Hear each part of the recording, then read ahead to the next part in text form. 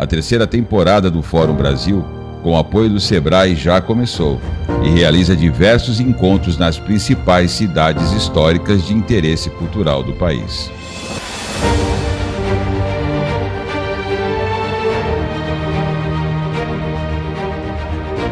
Com o apoio do Governo do Estado, da Prefeitura e da Câmara Municipal, está realizando a Agenda Cidadã para a promoção do turismo histórico-cultural no centro de São Paulo. Afinal, São Paulo é uma das cidades mais antigas do Brasil. Aqui também começou o Brasil. Faça valer seu protagonismo e venha conosco nessa terceira temporada ajudar na recuperação de nosso patrimônio histórico. Fórum Brasil de Turismo Cultural, transformando o patrimônio histórico em ativo turístico-cultural.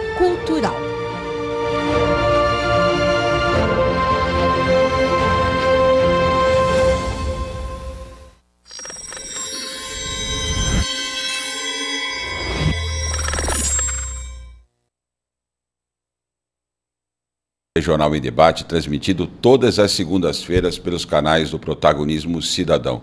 Todas as segundas-feiras, às 8 horas da noite. O programa de hoje está sendo gravado, vai ser transmitido no próximo dia 21 de abril, mas a qualidade é aquela que você conhece, ainda mais com os convidados que nós trazemos no programa de hoje. Nós vamos falar sobre segurança pública, inteligência e as estratégias de prevenção. E para falar desse tema, nós estamos recebendo uma convidada que é delegada de polícia, mas está se destacando já como uma figura influenciadora na internet. Fala um pouquinho também da doutora Liliane, a minha colega de apresentação aqui, Elisângela Baffini. Boa noite, oi Sérgio, olá a todos. Muito bom estar aqui novamente e, como eu já comentei, muito bom estar com uma mulher aqui hoje, uma mulher forte e que exerce aí um cargo que antigamente era tido majoritariamente dos homens, né? E agora não, agora nós temos as mulheres se destacando. Estou em desvantagem nessa bancada. Isso é muito importante. Ou vantagem. Fala um pouquinho do currículo dela, Sérgio. Vamos lá, será que eu consigo acessar aqui? Bom, a doutora Liliane Doreto, vamos lá. Tá certo, Liliane Doreto? É Liliane isso mesmo? Doreto. Liliane Lopes Doreto. Ela é bacharel em Direito pela Universidade de São Francisco. São Francisco? A Universidade de São Francisco, não é a Universidade de São Paulo. A São Francisco do Paris, de Bragança Paulista e Itatiba. Eu fiquei em dúvida aqui. Que foi a primeira do Brasil, acredita? Depois que veio a Universidade de São Paulo. Ela também tem pós-graduação, né, em Direito Constitucional, em Direito Processual Penal. Foi delegada titular da Delegacia da Mulher de Diadema em 2021, delegada titular de Homicídios 2012 e 2014 também em Diadema, e Nazaré Paulista 17 e 22, e participou da Operação Escudo no Guarujá em 23 anos, que participou do curso de inteligência policial com foco em cursos cibernéticos. Em 2024, ela assumiu a titularidade do 3º Distrito Policial de Santos. Seja muito bem-vinda, doutora Liliane. Obrigada, é uma honra estar aqui com vocês e eu fico muito feliz de poder estar falando, porque serviço público é isso, é você dar satisfação da sua atividade para a população. Eu tive a satisfação durante a minha carreira de dar muitas entrevistas nesse assunto de segurança pública, né? Então hoje eu estou numa situação mais confortável aqui, vou falar de coisas que muitas eu queria que perguntassem para mim e não perguntavam. Então, mas antes de entrar nas perguntas, eu queria fazer uma pergunta de ordem mais pessoal, né? Porque você tem um jeito assim delicado, né? É uma mulher pequena e tal, um jeitinho de menininha e tal, e numa função de delegada, né? Uma função de força, de autoridade. Uma pergunta, uma curiosidade para quem está nos acompanhando, como é que você lida com isso no dia a dia? Porque tem esse aspecto um pouco, o pessoal fala um pouquinho com uma mulher que tem um jeito assim mais aparentemente frágil, tem que se impor muitas vezes diante de um ambiente tão hostil quanto é a segurança pública. Como é que você se sente no dia a dia? Para mim sempre foi muito tranquilo. Eu me recordo que antes de ser delegada eu fui escrivã, e eu me recordo que eu tinha 19 anos quando eu fui fazer a prova oral para escrivão de polícia. E foi muito engraçado que o examinador, ele fazia as perguntas para mim, eu acertava todas. E ele ficou assim, batendo a caneta na mesa e falou: teus pais sabem que você está aqui? Falei, sabem, e eu preciso muito desse emprego, porque eu estou fazendo faculdade com bolsa de estudo. Você não pode me tirar essa oportunidade. Ele falava, menina, mas você sabe o que vai acontecer com você? Você vai virar um machão, ou você pode morrer. Isso aqui não é para amador. Eu falei, doutor, o senhor não está entendendo. Eu me dediquei, faz 1 ano que eu estudo para essa prova, aprendi a datilografar e eu preciso dessa vaga. Datilografar, mas você tem mais de 30 anos já, é isso? Tenho. Não parece, né, Sérgio? Eu estou beirando 50. Eu lembro que ele falou isso para mim. Eu falei, eu tive que fazer datilografia com os dedos todos machucados, unha e tal, prova oral. E assim, ele bem resistente. Mas seus pais sabem que está aqui. Eu falei, doutora, você não está entendendo. Eu preciso passar nesse concurso para eu poder ter alguma dignidade. Então, depois eu vou ver o que vai acontecer. Mas eu nunca esqueci dele falando essa preocupação dele comigo, porque eu achei muito afetivo e amoroso. Mas essa situação também de achar que a mulher vai ficar estigmatizada com aquele jeitão masculino, né? E eu nunca fui, eu sempre fui muito delicada. Isso é a minha característica. Inclusive, quando eu assumi plantão como delegada, eu pedi para colocar até uma divisória, porque se as pessoas que chegassem, PMs, as partes, e me vissem, era muito diferente de quando o escrivão, eu ouvia a ocorrência e determinava. Eles ouvindo só a minha voz. Então, você percebe que, lógico, há arquétipos que as pessoas criam sobre as pessoas, sobre as profissões, né? Tem muita mídia a respeito disso, muito filme de Hollywood. Então, as pessoas esperam ver lá uma pessoa com outro perfil que não o meu. Então, você foi bastante resiliente nesse aspecto, conseguiu se adaptar com esse eu tiro muito de boa. Na verdade, se você for inteligente, se dá o respeito, as pessoas acabam ficando constrangidas.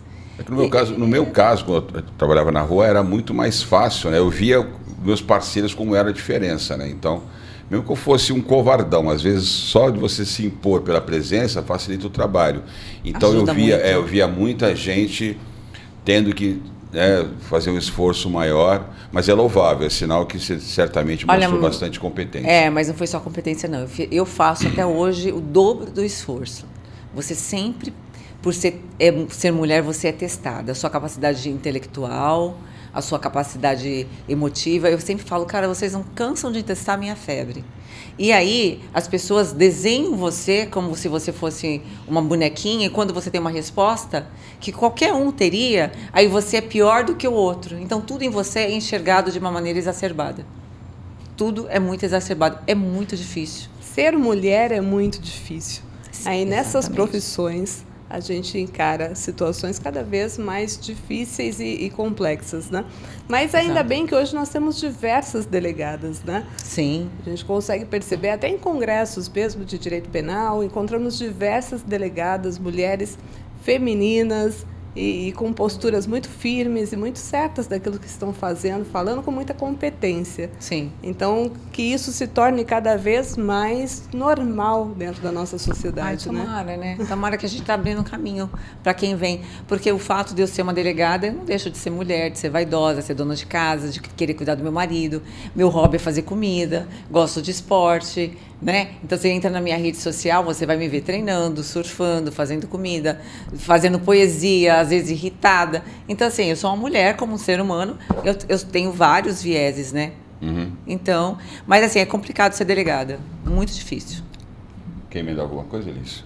Senão Quero aqui ir pra perguntas. eu tenho um monte de coisa aqui para perguntar para ela. Eu também tenho, hein? Será que vai dar tempo? Hoje 1 hora vai ser pouco. Pode falar então. Olha, Eu vamos já falei pra caramba. E eu aqui, também pô. falo muito, então vamos. Nossa. Eu queria começar com uma pergunta aqui, que é: quais as causas da segurança pública estarem entre as maiores preocupações da sociedade atualmente?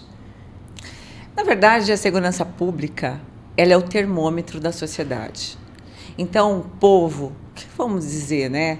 Poucas pessoas vivem encastelada, vivem com segurança. A maioria de nós, globalmente dizendo, nascemos pobre. E o que a gente sente? A gente sente ali o dia a dia, e o crime é resultado de uma série de fatores. E o maior deles é a desigualdade social. Então, quanto maior a desigualdade social, mais você vai sentir a criminalidade. E aí o povo vai sentir isso mais diretamente, porque faz parte ali da renda baixa e média, né? Sentir a reação do que não está dando certo em outras políticas públicas. Então, é determinante. A desigualdade social é que alimenta o crime, e o crime é alimentado por uma falta de prevenção. Nós, da segurança pública, eu digo nós, de todos os... Não estou falando só Brasil, não.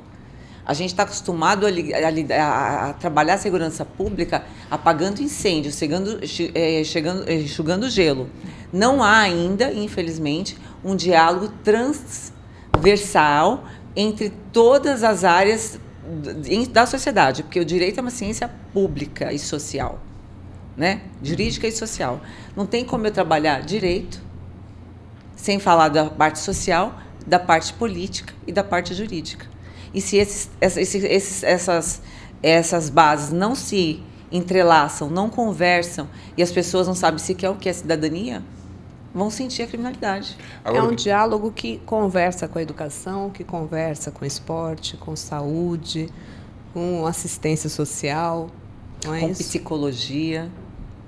Agora, como é que você analisa um dado importante, considerando que o Brasil, pegando a tua fala de que a principal causa da violência é a desigualdade social. Sim. Só que se nós pegarmos os dados econômicos do Brasil na década de 80, o Brasil era um país mais pobre, década de 60 ainda mais, 70 ainda mais, o milagre econômico que foi década de 50 até final dos anos 80. 55, aquela coisa. O Brasil cresceu bastante, o Brasil era um país muito mais pobre do que é hoje e não tinha nem perto da criminalidade que ele tem hoje. Na tua visão, como é que esse fenômeno se explica, considerando que isso virou um consenso de que a pobreza é a causa da violência? Na verdade, sempre existiu a desigualdade social. Só que antes, para mim, a desigualdade social é o fator primordial. Só que a gente não pode esquecer de que a família é a outra base, o outro pilar da sociedade. E a família foi enfraquecida. A família, por diversos fatores que vêm acontecendo, que obviamente toda mudança traz coisas boas e ruins, a família enfraqueceu. A família estando enfraquecida e os princípios, né, familiares enfraquecidos, perde-se o controle. Porque assim, o Estado ele vem para preservar, para conter. Mas quem te dá um pilar, uma base de educação, de princípios é a família. E aí, quando isso se perde, a violência toma conta.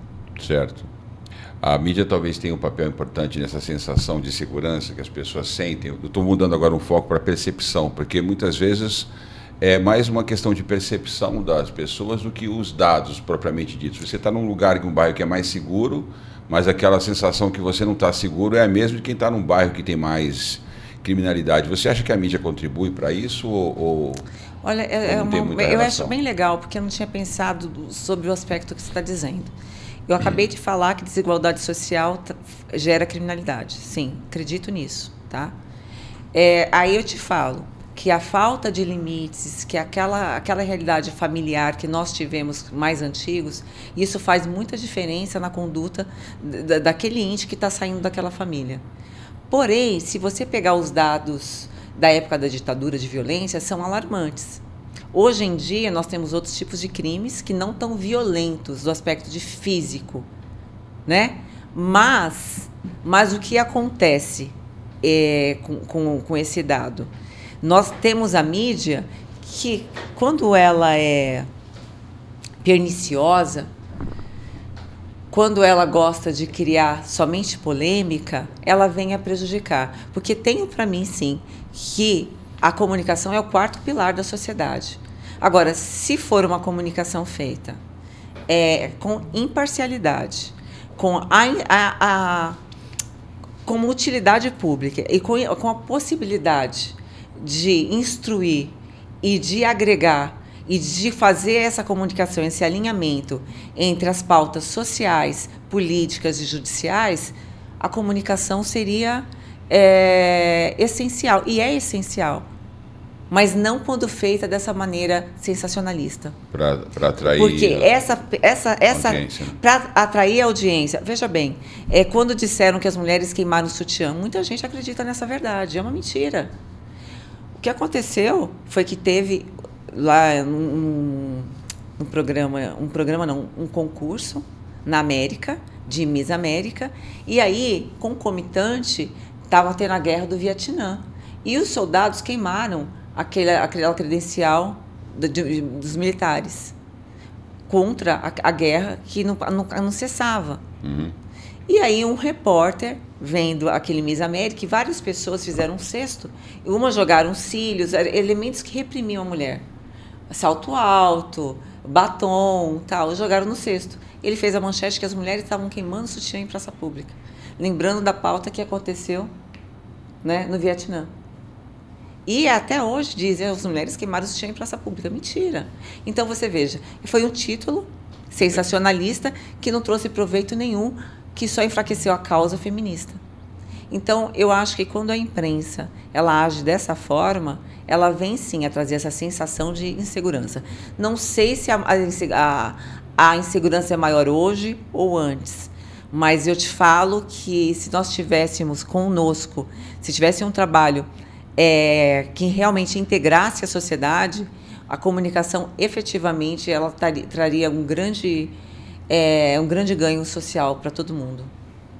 Doutora, para além da comunicação, a crise da confiança na segurança pública ela não é recente. A gente sabe bem disso, como a senhora bem disse. Sim. Senhora não, né? Pode falar senhora. Faz mal. Nós temos aí um problema, que ele é predominantemente de ordem conjuntural, que é uma questão de desigualdade social, ou a gente tem uma ordem estrutural também, que são os sistemas da polícia, do judiciário e prisional. Eu acho que são as duas coisas. Nós temos, sim, o problema estrutural, que a desigualdade social traz isso mesmo, e o descrédito. Por que o descrédito? Porque, voltando na pergunta da mídia, por exemplo, eu faço o meu trabalho enquanto delegado de polícia. A população não vai ver quando eu estou fazendo uma operação, quando eu faço uma prisão e quando ela dá certo. Porque isso não é divulgado. Eu até converso com meus pares e sempre falo isso. Eu falo, gente, nós temos que dar satisfação. Por isso que eu tenho um canal do Instagram. Cada ocorrência que eu faço, eu mapeio, só para vocês terem exemplo do que eu estou falando. Eu uso inteligência artificial, então na área do que eu estou atuando, toda vez que aparece qualquer fato que seja de relevância criminal, vem um alerta para mim. Sábado, domingo, à noite, e aí eu já me antecipo para saber o que eu posso fazer. Antecipo naquela ocorrência, né? Para não ser pega de surpresa e para eu dar uma resposta proporcional e adequada, porque a sociedade está clamando por aquilo. Então, voltando no que você perguntou, você disse se é estrutural ou se... Conjuntural. Então, são as duas coisas. Porque quando você não dá resposta e quando você faz o seu trabalho e você não conversa com os outros poderes. Por exemplo, eu peguei um criminoso que ele cometeu 17 vezes furto sob estado de drogadição e eu só consegui manter ele preso quando... ele já, sabendo que ele poderia cometer crimes que sairia na audiência de custódia, ele foi avançando, a população se sente o quê? Vulnerável, desacreditada na justiça, e aí ele só parou quando ele cometeu um latrocínio. Veja bem, precisou dele ser preso em flagrante 17 vezes, sair 17 vezes, para só ser aquele comportamento punido pelo Estado quando ele cometeu um crime bárbaro, né? Então a gente precisa esperar chegar nesse ponto. Então precisa ter uma reestruturação, sim. Mas é essa que eu estou te falando, transversal, com todo mundo conversando, desde lá da educação até o cidadão que mora lá na rua, fazer parte de vigilância solidária, conversar nos consegues, fazer denúncia. entendeu? Cobrar das autoridades, o judiciário entender, o Congresso entender o que está clamando a sociedade, fazer estudos estatísticos para a gente se antever ao crime e fazer políticas eficazes. Porque polícia trabalha sempre nisso. A polícia trabalha muito, trabalha forte, mas apagando incêndio. Entende? Há algumas teorias, isso nem está na pauta aqui, mas eu vou fazer uma provocação, porque como a gente explorou muito essa questão do aspecto conjuntural e estrutural, há algumas teorias, alguns teóricos que falam da economia do crime, a economia do crime como um fator preponderante para se estimular, por exemplo, a impunidade. Corrupção, impunidade, na verdade, o criminoso ele calcula, digamos assim, o custo-benefício, o risco daquela operação que ele vai desenvolver, né, como criminoso. E as pessoas, muitas vezes, o leigo não tem essa noção, né, de que, primeiro, ele determina o objeto do crime, depois a vítima escolhe a mais vulnerável e a oportunidade para fazer isso. E isso na criminologia, você que está nessa área sabe bem disso, né? Se você tem um sistema, uma estrutura, ou até uma conjuntura de uma sociedade que acredita que o criminoso, ele é criminoso porque ele é pobre, você vai retroalimentando essa roda. E as pessoas se sentem empoderadas a continuar cometendo crime, porque ela fala, bom, eu sou vítima, e como vítima eu tenho direito. Um cara, um ex-presidente do Corinthians, não é por acaso, falou, desculpa, vou me cancelar aqui, mas... Já estou te cancelando. Ele falou, esse cara, não vou dar nem o nome, ele me processar, ele falou assim, mas o ladrão tem o direito de roubar. Eu não sei nem se ele sabe o que significa direito, né? Eu acho que essa afirmação que ele deu numa entrevista, eu acho que ela é bastante, digamos assim, reveladora. O cara é presidente e foi deputado federal do PT e fala numa entrevista que o cara tem o direito de roubar. Só não mata o cara, rouba, mas não mata. No contexto que nós estamos falando, será que a gente não chegou no limite para entender que não se trata de direito de roubar e de que nós precisamos começar a responder institucionalmente e também com o comportamento social de que a gente não pode tolerar o crime? Então, uma fala dessa diz muito sobre a pessoa, né? Ninguém tem o direito... que ele tem uma representatividade, é isso que me chocou na época. Não, mas assim, é porque tem muita gente que concorda com isso. Tem muita gente que acredita que ela pode fazer descaminho ou contrabando, porque o Estado exacerba no direito dele de ganhar os seus tributos e aí quer pautar a sua conduta, né? Se eximindo dela com essa desculpa. Outro dia eu estava tendo um diálogo com a minha terapeuta e ela falou, olha, sempre se diz que a ocasião faz o ladrão, não é verdade. O indivíduo ele já tem predisposição para isso.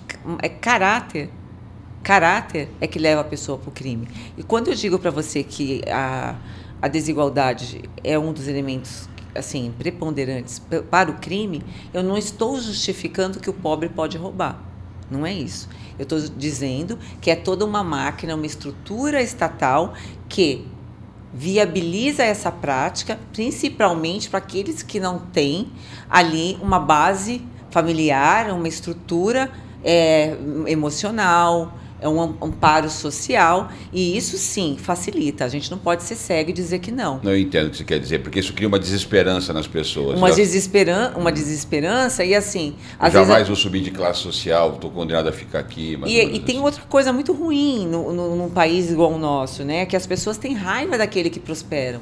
Então, assim, quantas vezes você não vê ali um empresário que ele quer trabalhar, que ele quer criar emprego, e você vê propositalmente a pessoa, ele trabalha para o cara, ele depende dele para pagar o salário, ele estraga.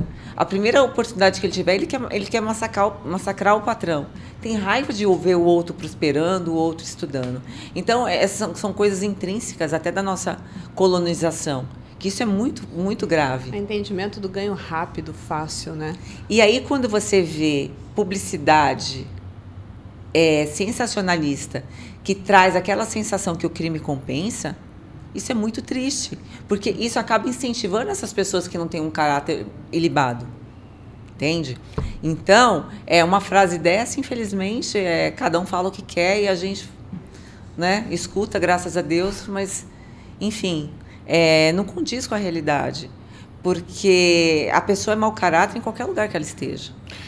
Eu quero até compartilhar isso para eles poder fazer a pergunta dela também, mas eu só quero fazer um comentário em cima disso.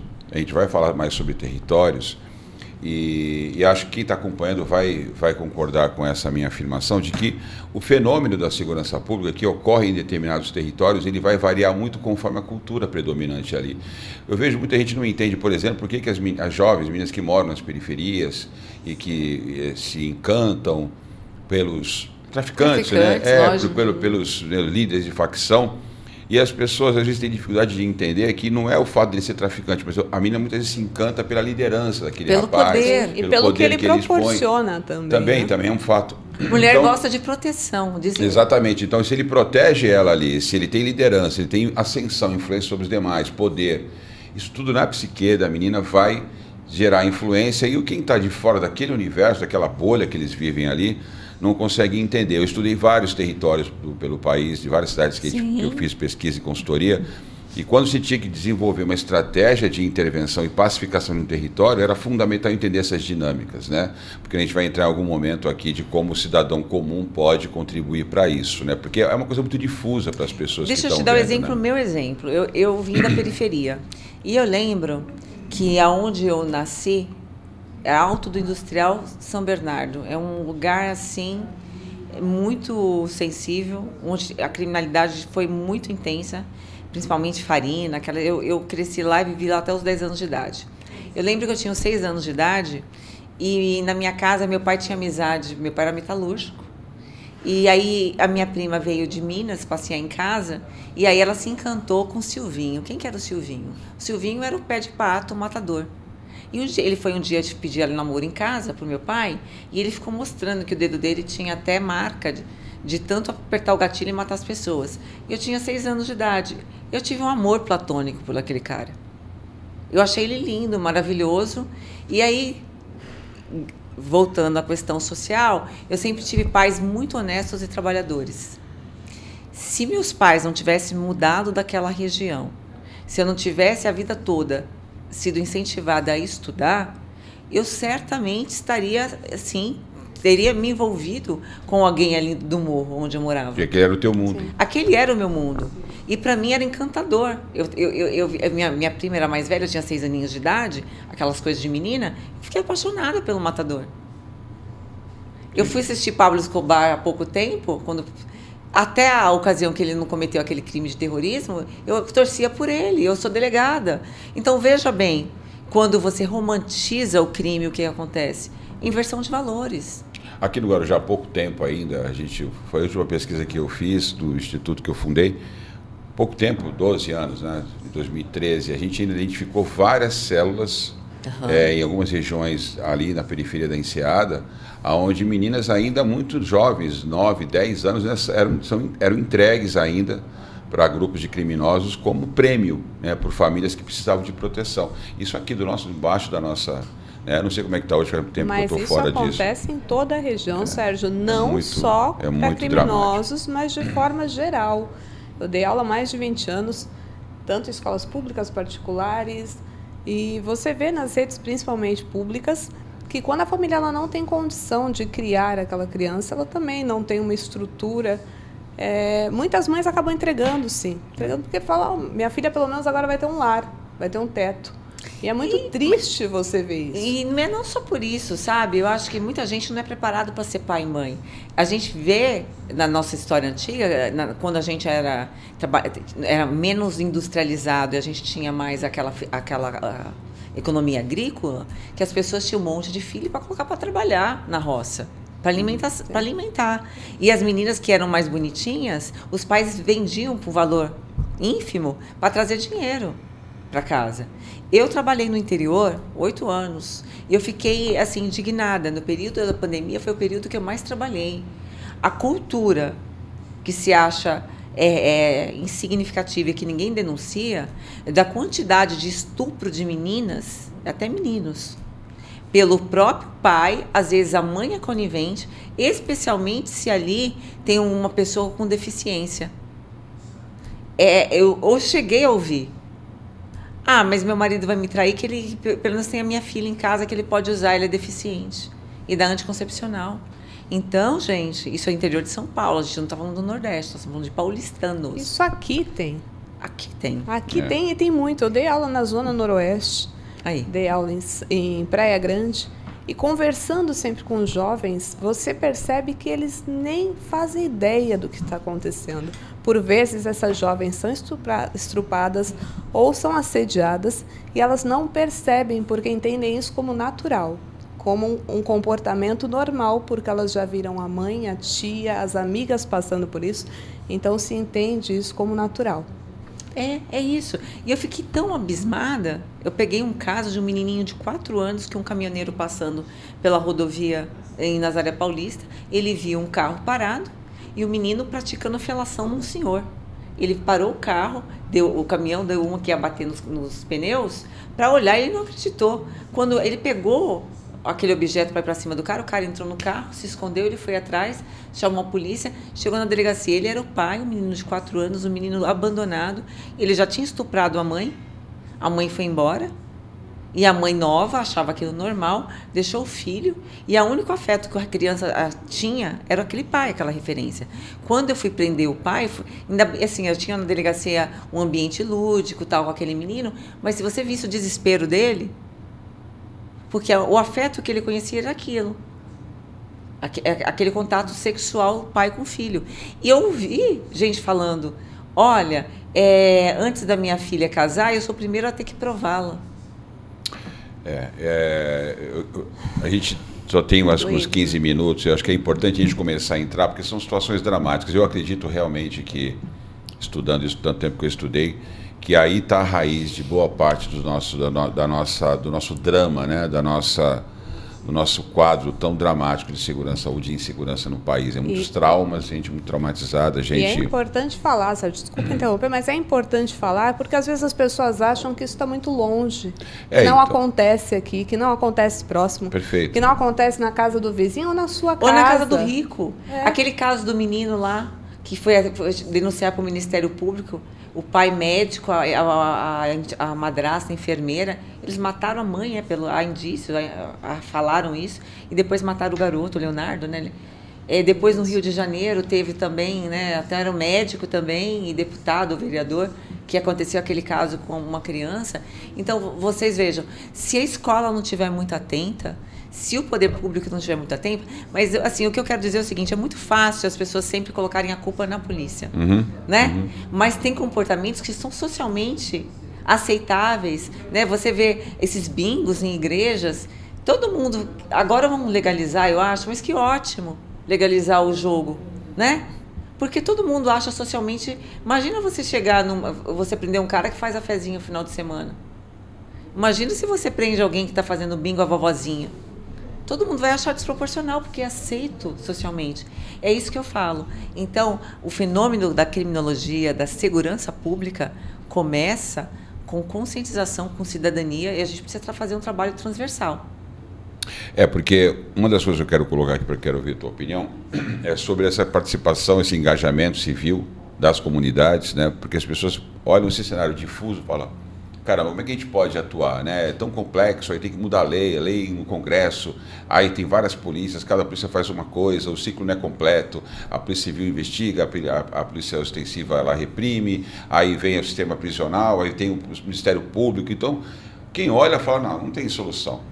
Mas na verdade, se a gente olhar pela ótica do que nós estamos falando aqui, como esse fenômeno social, esse pacto social onde as pessoas, de uma certa forma, estabelecem as regras de convivência, a gente pode fazer muito mais do que imagina. E as escolas, eu sempre defendi que fosse esse centro de cidadania, onde ali vários atores poderiam dialogar, né? Sim. Ou ao contrário, poderiam, mas na verdade deveriam dialogar mais. As câmaras de mediação podem funcionar muito bem quando as pessoas são preparadas para isso, para trazer esse diálogo. O que você acha a respeito disso tudo? Perfeito. Imagina você, eu quando, na minha infância em periferia, todos os cursos que tinha de férias ali era tecido, pintura em vidro, pintura em tecido, palestra, leitura. Eu fui criada com muitos livros, né? Minha mãe é professora, então eu fui criada nesse universo de muita leitura. E isso foi fundamental para a minha formação e das minhas irmãs. Né? Hoje uma fala para a outra, fala, nós não estaríamos aqui se não fosse a nossa formação. Graças a Deus nós tínhamos pais que faziam esse papel. Mas nós estamos falando de gerações que vêm ao longo do tempo que não têm a mesma sorte que nós tivemos. Então, esse papel tem que ser assumido de uma maneira com muita sabedoria. O juiz não pode ficar tão equidistante. Eu acho que o papel fundamental seria o Ministério Público, né, como fiscal da lei, para fazer essa intermediação. A polícia tem que estar mais acessível no sentido de fazer, por exemplo, uma palestra em escola e falar para o adolescente, você comete crime com nome de ato infracional e você e seus pais, se você não se responsabilizar pelo dano civil, pelo telhado quebrado, seu pai tem que pagar. Começar a chamar as pessoas para a responsabilidade dos seus atos. Como fala a Constituição, né? Porque a gente precisa saber deveres e direitos, e responsabilidade de todos, né?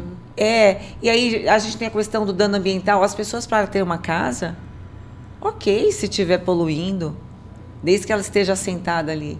E aí depois o Estado vai e legaliza o direito de propriedade. Né? Aí você cria grandes favelizações. Em Nazaré Paulista, para vocês terem uma noção, eu trabalhei lá durante 5 anos. Nós deixamos de ter mais de 60 mil pessoas em estado de favelização, fazendo controle, monitorando prefeitura, polícia ambiental e polícia civil, parcelamentos irregulares do solo. Porque a represa Atibainha abastece 8 milhões de pessoas por dia na Grande São Paulo. Você imagina se aquilo ali ficasse à mercê com poluição. Nós temos essa lei que é 6766 de 76, quase ninguém usa. E a gente vê o crime ambiental. Tá, o crime ambiental, doutora, vai só poluir rio? Não. Vão construir ali locais que não são reconhecidos pelo Estado, que não tem estrutura, não vai ter saneamento básico, não vai ter escola, o Estado não vai reconhecer. Muitas pessoas espertalhonas vão depois sair daquela comunidade e, para tentar legalizar a sua casa, que é irregular, vai tentar comprar o seu voto. E ali, como o Estado não chegou, ele nem sabe que existe muitas vezes, porque é clandestino, vai se colocar uma pessoa do poder paralelo e aí ele vai ser o dono do morro daqui a pouco. E é ele que vai começar ali um núcleo social diferente do Estado. E vai controlar o território. E vai controlar o território. Mas dentro disso que você apresenta, existe aí um trabalho integrado. Exatamente, transversal. Transversal. Quando a gente fala de um trabalho, por exemplo, como citamos aqui, que começa dentro da comunidade, não seria o caso de repente, ter sistemas integrados? Como que está funcionando a questão da inteligência, a questão da tecnologia dentro do trabalho da polícia? Existem hoje sistemas integrados que fazem esse trabalho de rede? Porque eu falo da parte do lado do professor, né, da escola sempre. Muito se fala sobre a escola fazer esse ponto de verificação, de cuidado, de atenção dentro da comunidade. E sim, é um primeiro contato daquela criança, daquele adolescente em sociedade. Mas também existe muito medo por parte dos agentes da educação. Porque existe represália. Mesma forma acontece quando chega num posto de saúde, que também existe o medo do funcionário da saúde, seja o enfermeiro, seja o médico, o auxiliar. Eu tenho gente da minha casa dessas áreas. Minha mãe da educação, minhas 2 irmãs, uma é médica, outra é enfermeira. E aí eu sempre falo para elas, vocês têm que denunciar. Como a gente toma tapa na cara das pessoas? Como que a gente vai fazer isso? Por quê? Porque as pessoas, é muito fácil para eu estar falando isso como delegada, que ninguém vai chegar na delegacia me dando tapa na cara. Mas para elas, isso é muito comum. A pessoa ouviu que ela não gostou, ela vai dar um tapa na cara do profissional. Então, como fazer com que as pessoas se empoderem disso e consiga fazer o que a lei determina? Só com união, só com cidadania, só o Estado tendo um canal que tem que ser dentro da escola, como você disse, para ali estar as figuras, as autoridades. Pode ser ali o guarda municipal, o coronel da guarda, o delegado de polícia da área. Até um agente privado que possa fazer. Privado, mas nós precisamos estar, sim, presente dentro. Quando eu assumo as regiões, qualquer delegacia, eu faço aquele estudo geopolítico, eu vou nas escolas, dou meu telefone de contato para cada diretora. Porque eu sei que dali eu vou saber quem que é a família que vai dar problema, o aluno problemático, quem está fazendo o tráfico de entorpecente e como que eu vou poder ajudar. E se está faltando ali algo para integrar aquela pessoa, recuperar, antes que aquele indivíduo que está perturbando só na escola vai parar no teu distrito. A perturbar meu distrito. Então, esse trabalho de prevenção que eu estou dizendo, enquanto não houver inteligência policial, enquanto não tiver integração, e a gente não chamar para a gente outras forças do Estado, legislativo, tem que ter um representante do municipal, gente. Hoje, ainda mais com a Guarda Municipal armada, a gente sabe que não se faz segurança pública a nível global se não for feita a nível municipal. Você acha que o governador vai saber aonde está faltando luz, aonde tem um ponto de droga? Quem tem que fazer isso é o município. Então, o município tem, sim, a gente tem que pensar em bolar uma forma, eu não tenho a solução de tudo, mas eu sei que o caminho é a integração. Assim, nós temos que ter a Defensoria Pública com a gente e temos que ter o Ministério Público ativo, não cobrando somente de outras autoridades, mas indo de encontro com a sociedade, dando a mão para as pessoas, dando oportunidades, entendeu? ONGs sérias que tenham ali esporte, que dê cursinhos, entendeu? Que agregue na educação. Eu vou voltar no ponto da tecnologia, porque ainda que aqui nós tenhamos a delegada que vai às escolas, que se apresenta, que passa o telefone, em vários outros lugares não tem. E a postura pode ser diferente. Um sistema integrado de tecnologia que faça essa rede não seria uma opção? Seria uma solução. Primeiro um passo assim relevantíssimo. E a gente vai levando. Hoje em dia nós temos uma possibilidade de estar dialogando com os nossos superiores, e sempre que eu posso eu falo isso. Eu vou nas reuniões do Conseg, eu falo, gente, olha só, a pauta de hoje, na próxima tem que estar vencida, já tem que estar solucionada.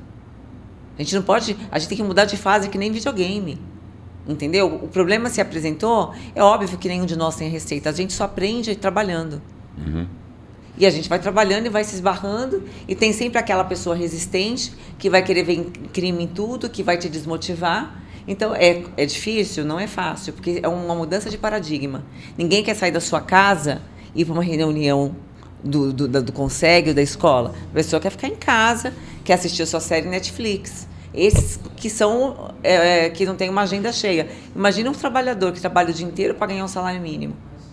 Então, aí sim precisa desse intercâmbio com os poderes, né? A gente precisa do judiciário com a gente. A gente precisa da comunicação com a gente. A gente precisa dar respaldo para a parte social, para a parte da saúde e da educação, para que eles se encorajam e não tenham medo. Mas para isso precisa de um serviço de inteligência e precisa da polícia integrada para fazer a prevenção. Senão a gente vai só enxugar gelo. E como é que essa inteligência opera? Isso que eu ia perguntar. Como que ela, na prática, vai se efetivar? Eu creio que, assim como a gente está conseguindo, eu não sei se vocês tiveram conhecimento, que existe já um trabalho da Polícia Civil, que eles conseguem ingressar em apps como o Telegram e outras plataformas que são chamadas de panelinhas. Eu só sei que de novembro do ano passado para agora, evitaram mais de 80 crimes. Nessas panelinhas, algumas pessoas ingressam nessas plataformas ou apps, pesquisam a pessoa, geralmente adolescentes que precisam de aprovação, criança. O TikTok é uma plataforma perigosíssima.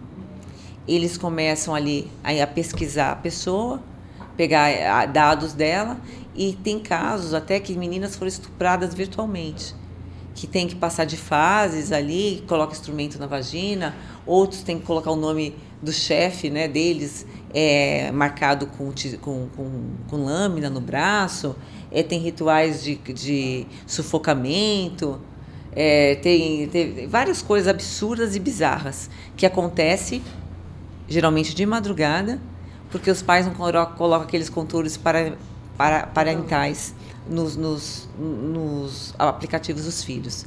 Então, veja só, a polícia já está conseguiu evitar 80 crimes, só com agentes infiltrados. Então, assim,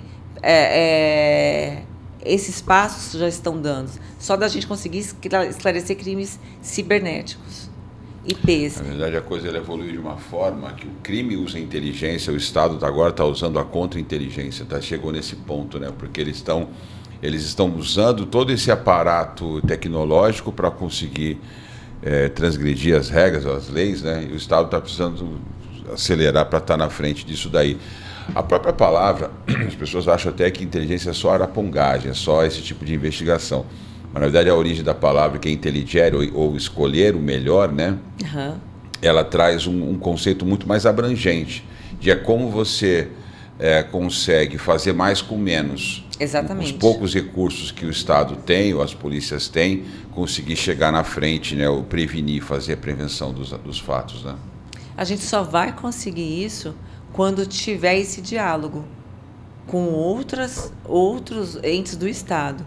Se não houver uma mesa redonda para sentar ali, cidadão, um representante do município, o Poder Judiciário local, que eu quero dizer que, especialmente o Ministério Público e Defensoria Pública, os delegados de polícia, Polícia Militar, Guarda Municipal e os seus respectivos vereadores, e fazer localmente essa segurança, se cada local, cada município tiver isso, a gente vai reverberar a nível nacional.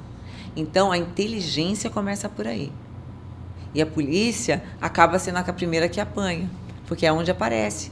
Porque tudo que não funciona, a polícia é como se fosse aquela curva de rio.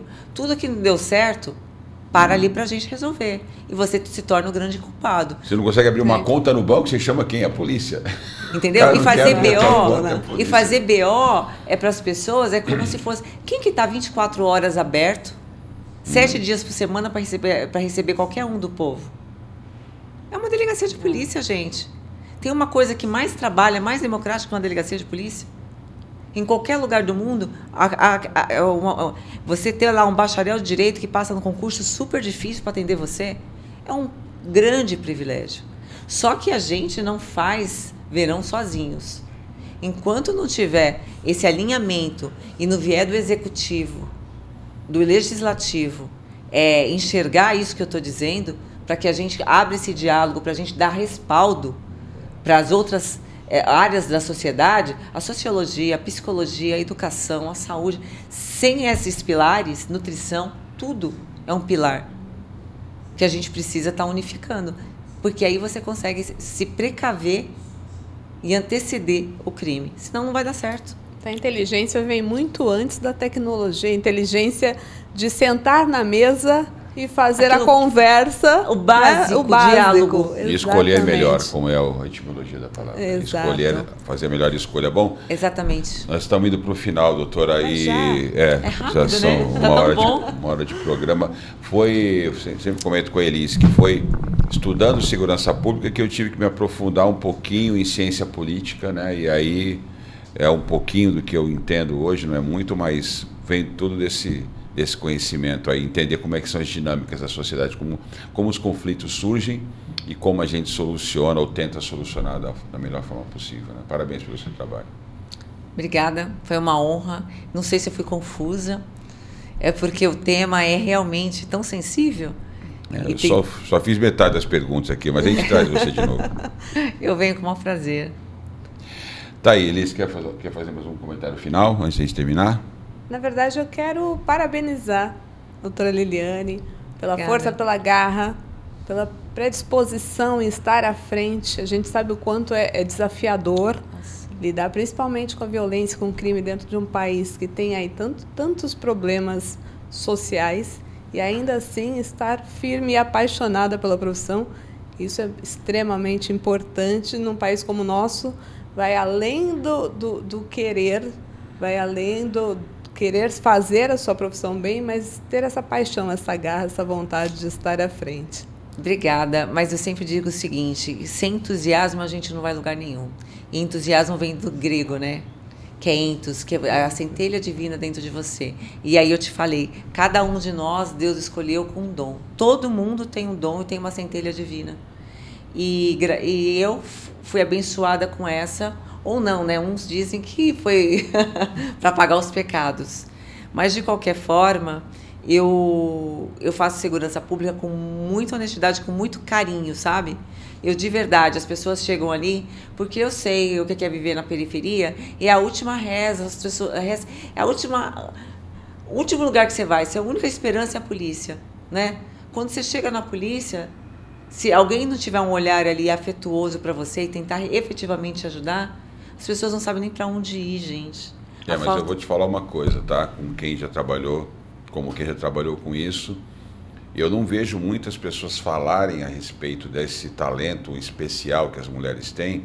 Falam muito disso, como a mulher consegue acolher, etc. e tal, mas as mulheres, elas têm uma capacidade de olhar detalhe tão mais aguçada que os homens, que muitos casos complexos a gente já viu e situações inusitadas só tiveram êxito porque tiveram um olhar muito acurado, muito detalhista, que as mulheres têm muito mais do que a gente. Então, para o trabalho policial, eu vejo uma complementariedade muito grande, né? E sempre falei isso nas turmas que eu formei.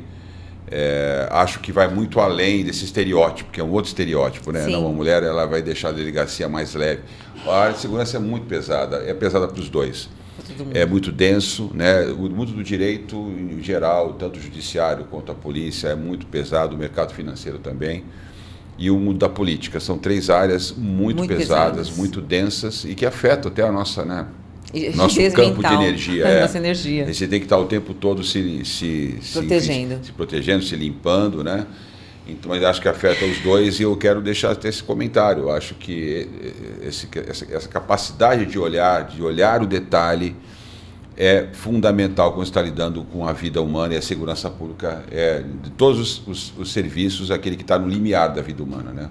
O policial, ele tem fração de segundos, muitas vezes, para decidir sobre a vida de alguém.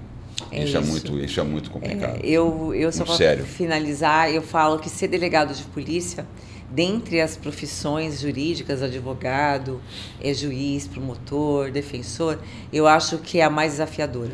Porque além de você ter o conhecimento jurídico, você tem que agir ali muito rápido, com várias ocorrências acontecendo, com várias vidas em jogo, e ainda portar arma de fogo e ainda às vezes ter que usá-la.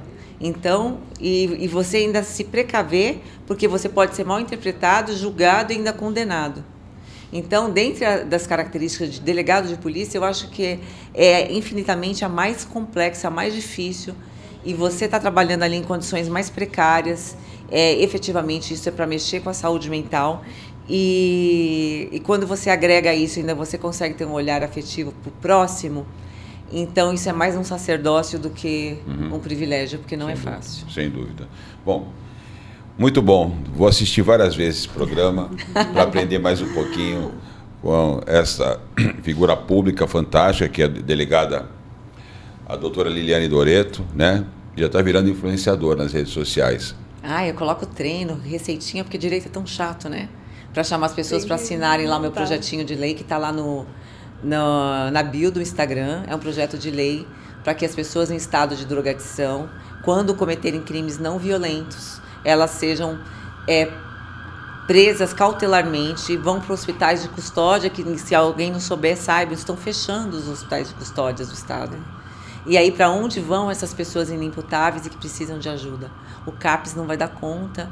Então, assim, é um meio de fazer com que o Congresso ele se atente, que ele tem que andar na direção, né, da realidade, não na contramão. Quem quer seguir você vai onde? Lá no Instagram? Você vai no meu Instagram, é delegada Liliane Doretto.